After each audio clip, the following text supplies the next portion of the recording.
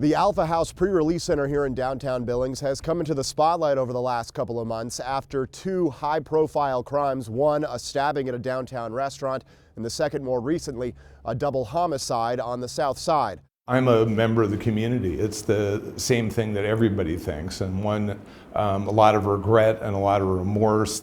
Dave Armstrong knows much more than an average citizen, however. The CEO of Alternatives, Inc. has been with the Yellowstone County pre-release program since its inception in 1980, and he sees two big differences. More and more we are dealing with people who are drug addicted and that people have mental health issues. And as a group, we haven't really cracked the formula for dealing with those issues. Billings' two pre-release centers, Alpha House for men and Passages for women, don't house nearly the criminal population most think.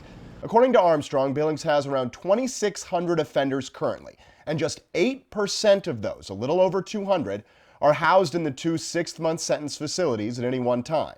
Of those 200 plus, 80% are non-violent and non-sexual offenders. That ratio is by Alternatives' choice. We're looking for people that we can impact the most. So ours are mostly moderate and high-risk offenders. If they were excessively violent, if we thought they posed a risk to the community, we certainly wouldn't take that person. But it's an inexact science. There are 10 pre-release centers in Montana, located in every metropolitan area except for Kalispell. A Montana court will recommend an offender be sent to one. That offender then chooses which they'll apply to, and Armstrong says Alternatives accepts less than 60%.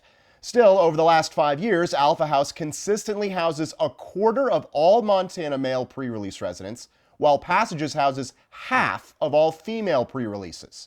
50% of the residents in Alternatives programs are from Yellowstone County, with the majority from the surrounding Region 6 area.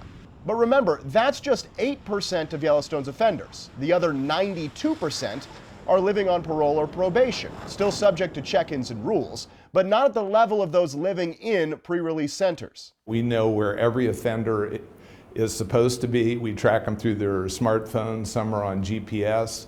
And if a resident isn't where they're supposed to be, we hear about it. If someone walks away from one of our facilities, we report that to the public. You wouldn't hear that for an absconder from probation and parole, for instance. But that gets us a lot of publicity for the 2 or 3%. These two recent events are part of why Armstrong and his team opened this downtown center 2 years ago, focused on drug and mental health treatment. It's the 7,000 a year that graduate from these classes he's focused on.